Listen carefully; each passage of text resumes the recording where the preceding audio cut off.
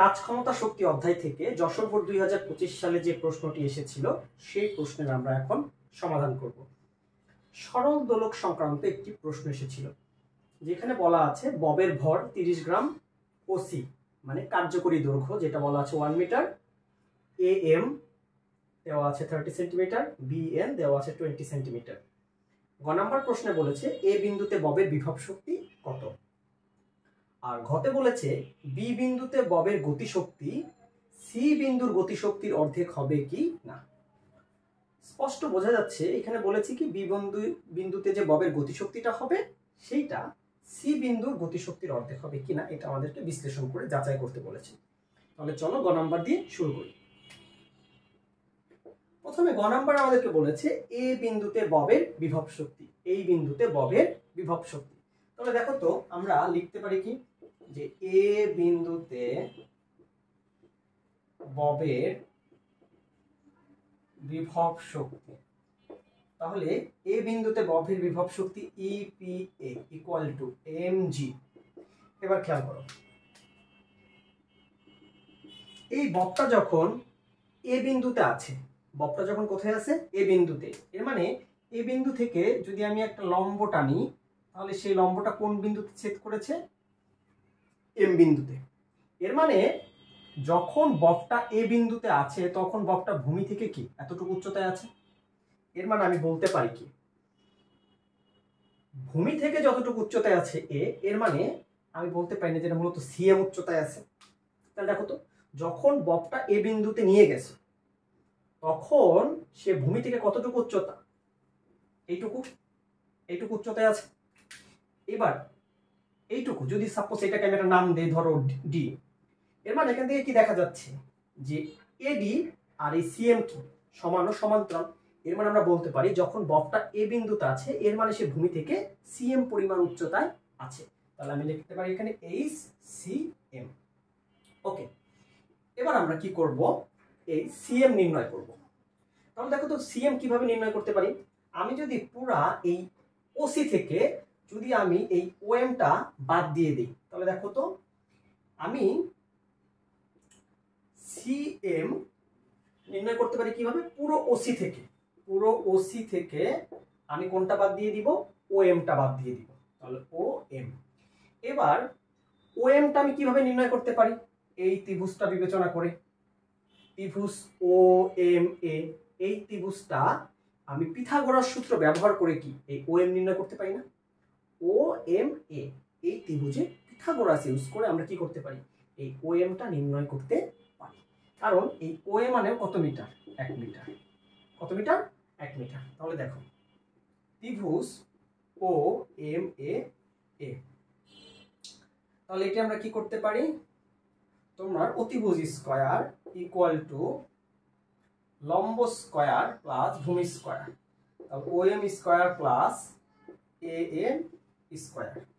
তাহলে OM square equal to OA square minus A M square. তাহলে OM equal to root over OA square minus A M square. তাহলে এখানে OA মানে কত, OA মানে হচ্ছে 1, তাহলে 1 এর স্কয়ার, আর এম মানে কত 30 সেন্টিমিটার, এর মানে 0.3 মিটার। তাহলে 0.3 তার হোল স্কয়ার। এবার তাহলে দেখি ওএম মানে কত আসে, তাহলে ওএম মানে কত আসে দেখি, রুট ওভার 1 মাইনাস 0.3 স্কয়ার।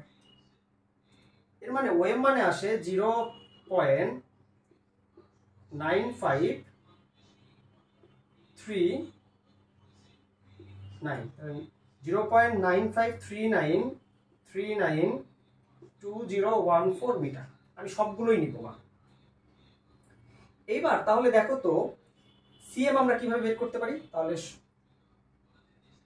উপরে একটু লিখি, এখান থেকে দাগ দিয়ে লিখি। তাহলে সুতরাং CM equal to OC, OC মানে কত 1 বিয়োগ অ্যান্সার মানে কত ওএম। তাহলে ওএম মানে কত পেয়েছো 0.95392014। কেন আমি সবগুলো মান নিলাম, কারণ সবগুলো মান না নিলে পারফেক্ট আসে কম, কারণ এখানে যেহেতু খুব ছোট মান। তাহলে 1 বিয়োগ অ্যান্সার এর মানে এটি করলে আসে 0.04606079858।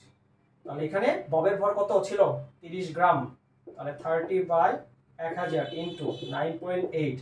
আর আমার উচ্চতা কত পেলাম 0.04606079858। তাহলে দেখো কত আসে গুণন 9.8। তাহলে আমি পেলাম 0.01354 জুল। তাহলে এই হচ্ছে গ নং প্রশ্নের উত্তর। তাহলে এ বিন্দুতে বিভব শক্তির মান হবে 0.01354 জুল। তাহলে এ বিন্দুতে ববের বিভব শক্তি কত 0.01354 জুল। তাহলে এটা লিখে রাখি যে এ বিন্দুতে ববের বিভব শক্তি কত 0.01354 জুল। এবার আমরা ঘ নম্বর প্রশ্নটা সলভ করব। বি বিন্দু আর সি বিন্দুতে কি গতিশক্তি বের করবো। এবার একটা কথা খেয়াল করো, এই এ বিন্দুতে কিন্তু কোনো গতিশক্তি নেই, কারণ সর্বোচ্চ অবস্থানে বেগ কি শূন্য। এর মানে এই এ বিন্দুর যে সমস্ত যে শক্তিটা বা মোট শক্তি বা যান্ত্রিক শক্তি সেটা কিন্তু আসলে বিভব শক্তি। তাহলে শক্তির সংরক্ষণশীলতা নীতি অনুসারে প্রত্যেকটা বিন্দুতে কি শক্তি সমান। এর মানে এই এ বিন্দুর যা মোট শক্তি হবে মানে বিভব শক্তি, সি বিন্দুর তা আসলে কি গতিশক্তি না, কারণ সি বিন্দুতে কিন্তু বিভব শক্তি শূন্য। এর মানে সি বিন্দুর মোট শক্তি হচ্ছে গতিশক্তির সমান। কি গতিশক্তির সমান। এর মানে এ বিন্দুতে যেটা বিভব শক্তি সি বিন্দুতে সেটা কি আসলে গতিশক্তি। এর মানে আমি যদি চাই সি বিন্দুর গতিশক্তি নির্ণয় করব না, তাও কি পসিবল না, এটা বসাই দেবো। কারণ এই বিন্দুর মোট শক্তি মানে বিভব আর এই বিন্দুর মোট শক্তি মানে গতি। শক্তির সংরক্ষণশীলতা নীতি অনুসারে এই বিন্দুর বিভব শক্তি সমানই কি সি বিন্দুর গতিশক্তি। তাহলে এই কাজ না করলেও তো আমরা বলতে পারবো, তারপরও আমি করে দেখাই দিচ্ছি। যদি কেউ না করো বেসিক দিয়েও যদি একটু লিখো কোনো সমস্যা নেই, তারপরও আমরা আমাদের সুবিধার জন্য আমরা ম্যাথ করে নিব। তাহলে দেখো ঘ নাম্বার, প্রথমে সি বিন্দু দিয়ে শুরু করি। সি বিন্দুতে গতিশক্তি EKC ইকুয়াল টু 1/2 mvc²। এবার খেয়াল করো সি বিন্দুতে যে ববটা আসলো, তুমি তো ববটাকে আসলে এ পর্যন্ত টেনে নিয়ে গেছো, এরপরে তো ছেড়ে দিছো, এরপরে ছেড়ে দিলে এটা দুলছে। এবার খেয়াল করো সি বিন্দুতে যে ববটা আসলো এটা সে কোন বিন্দু থেকে আসছে, এ বিন্দু থেকেই তো আসছে। এর মানে এই এ বিন্দুর বেগটা ছিল আদি বেগ আর সি বিন্দুর বেগটা কি আসলে শেষ বেগ। তাহলে আমরা জানি আদি বেগের স্কয়ার প্লাস শেষ বেগের স্কয়ার ইকুয়াল আদি বেগের স্কয়ার প্লাস 2g/h মানে কি উলম্ব সরণ। এবার যখন এ থেকে সে সিতে আসে এর মানে এ বিন্দুতে যখন ছিল তখন সে এম বিন্দুতে ছিল মূলত লম্ব বরাবর। যেহেতু জি কল্পনা করছি কি এই বরাবর, তাহলে আমাকে সরণটাও কে বরাবর নিতে হবে। জি যেহেতু উলম্ব বরাবর তাহলে সরণটাও কি আমাকে উলম্ব বরাবর নিতে হবে। তাহলে যখন এ বিন্দুতে ছিল সে মূলত ছিল কোন বিন্দুতে উলম্ব বরাবর এম বিন্দুতে। যখন সে থেকে সিতে আসলো এর মানে কি সে কি এই এমসি পরিমাণ বা সিএম পরিমাণ কি তার উলম্ব সরণ ঘটেছে। কথা বুঝতে পারছো। তাহলে দেখো তো লিখতে পারি না শেষ বেগের স্কয়ার ইকুয়াল টু আদি বেগের স্কয়ার প্লাস 2g। জি কাজ করছে এই বরাবর উলম্ব বরাবর, তো সরণটা উলম্ব বরাবর নিতে হবে না, যে বরাবর ত্বরণ সেই বরাবর সরণ ইনটু তাহলে তার কতটুকু সরণ ঘটছে এমসি পরিমাণ। এর মানে এইচ এম সি আমরা লিখে দিলাম এইচ এম সি। কথা বুঝতে পারছো। এবার এ বিন্দু সর্বোচ্চ বিন্দুতে বেগ কত শূন্য। এর মানে vc² equal to 2g/h m তাহলে এখানে বসাই দিই EKC equal to 1/2 m vc² মানে কত 2g/h m c। তাহলে 2g/h m c তাহলে 2 2 ক্যান্সেল mg/h mc। তা কিছুক্ষণ আগে তুমি যখন এ বিন্দুতে ছিলা তা এ বিন্দুর বিভব শক্তির ফরম্যাটটা আসলে এটাই ছিল mg/h mc। কারণ তুমি যখন এ বিন্দুতে ছিলা তখন সে ভূমি থেকে কতটুকু এই এমসি পরিমাণ বা সিএম পরিমাণ উচ্চতা ছিল না।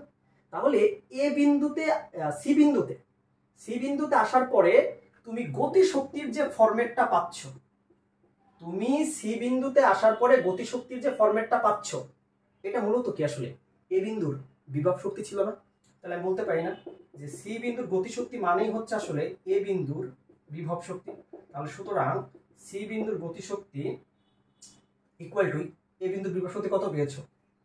0.01354 জুল। কথা কি বোঝা গেল? ওকে, বোঝা যদি যায় তাহলে তো একটা শেষ, সি বিন্দু ক্লিয়ার। এবার আমরা বি বিন্দুর গতিশক্তিটা বের করব। কি করব? বি বিন্দুর গতিশক্তি বের করব। তাহলে দেখো, বি বিন্দুতে E K B equal to half M VB square. এবার খেয়াল করো, বি বিন্দুতে যে বস্তুটা আসছে কোন বিন্দু থেকে আসছে? এ বিন্দু থেকেই তো আসছে। এর মানে এটা শেষ বেগ, এটা আদি বেগ।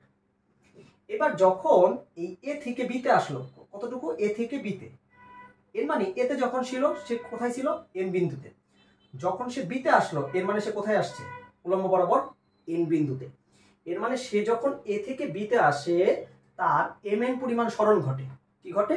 এম এন পরিমাণ উলম্ব সরণ ঘটে। আর যখন সে বি বিন্দুতে আসে তখন সে এই সিএন পরিমাণ উচ্চতায় আছে, সিএন পরিমাণ উচ্চতা। বাট এই এ থেকে যখন বিতে সে আসছে তখন তার উলম্ব সরণ ঘটছে কি? M N. কি? M N. উলম্ব সরণ মানে কি? কোথায় ছিলাম কোথায় এলাম, এটি তো। আর উচ্চতা কি? সবসময় সারফেস থেকে ক্যালকুলেট করতে হয়। আমি কোন সারফেসের রেফারেন্স আসলে বিভব শক্তি নির্ণয় করতে চাচ্ছি। তাহলে দেখো তো, শেষ বেগের স্কয়ার ইকুয়াল টু আদি বেগের স্কয়ার প্লাস 2g। সরণ কত? এই এ থেকে যখন বিতে আসছি এর মানে আমার এই এম এন পরিমাণ সরণ করছে, তাহলে এইচ এম এন। এগুলো একটু উল্লেখ করে দিবা, তাতে তোমার নিজেরই বুঝতে সুবিধা হবে। এবার খেয়াল করো, এ বিন্দুতে তো 0, তাহলে v v square equal to 2g H M N. Okay, H M N. এইবার কথাটা হচ্ছে, তুমি তো এই এইচ এম এন বা এম এনটা তো তোমাকে বের করতে হবে। এম এন কি বের করতে হবে? তাহলে এম এন আমরা কিভাবে বের করতে পারি? দেখো, এম এন একটা কাজ করতে পারি না?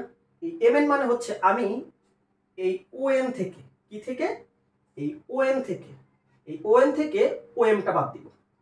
ও এন থেকে ও এমটা কি করব? বাদ দিব। এর মানে আমি ও এন থেকে ও এমটা বাদ দিব। কথা বুঝতে পারছো? এম এন মানে কি? আমি এই ও এন থেকে, এইটুকু থেকে, এই ও এন থেকে আমি ও এমটা বাদ দিলে কি আমি এম এনটা পাবো। এবার যেহেতু আমি এই ও এম এর মানটা মুছে ফেলছি, নো প্রবলেম, আমি একটা কাজ করি, root over minus root over ছোট করে লিখি। আচ্ছা দেখো তো, এই ও এন মানে কি? ও এন মানে কি? অতিভুজের স্কয়ার মানে কি? এই ও বি স্কয়ার, এটা কি 1। এর মানে আমি যদি ওইখান থেকে ত্রিভুজ ও এন বি কল্পনা করি, তাহলে O B square equal to O N square plus B N এর কি স্কয়ার। এর মানে এখানে আমি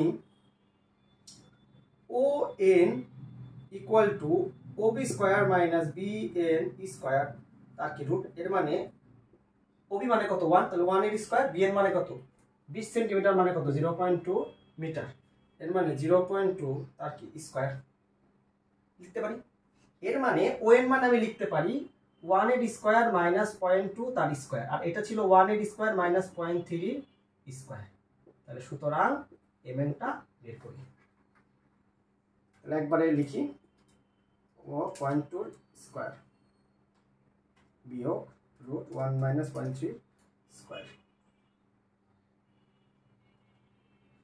এর মানে এম এন মানে আসছে 0.0258566957 মিটার। তাহলে এবার এখানে বসাও, E K B equal to half M, VV square মানে কত? 2g H M N. তাহলে E K B equal to 2 two cancel, তাহলে এম মানে কত পাইছো? এম মানে হচ্ছে 30/100 1000, জি মানে কত 9.8, আর এইচ এম এন মানে কত 0.0258566957, তাহলে ই কে ডি দেখো কত আসে 30 ডিভাইডেড 1000 ইন্টু 9.8 ইন্টু কত ভাইয়া অ্যান্সার। ও অনেক বড় একটা মান আইলো 7.60186 কিন্তু আমি নিলাম না 10⁻³ জুল। এর মানে বি বিন্দুর যে গতি শক্তিটা, সেই বি বিন্দুর গতি শক্তি কত 7.60186, আরো আছে কিন্তু কত 10⁻³ জুল। তাহলে বলছে বি বিন্দুতে ববের গতিশক্তি আর সি বিন্দুর ববের গতিশক্তি এইটা অর্ধেক হবে কি না। তাহলে দেখি আমরা ইকে বি বাই ইকে সি, ওকে ভাগ দেই।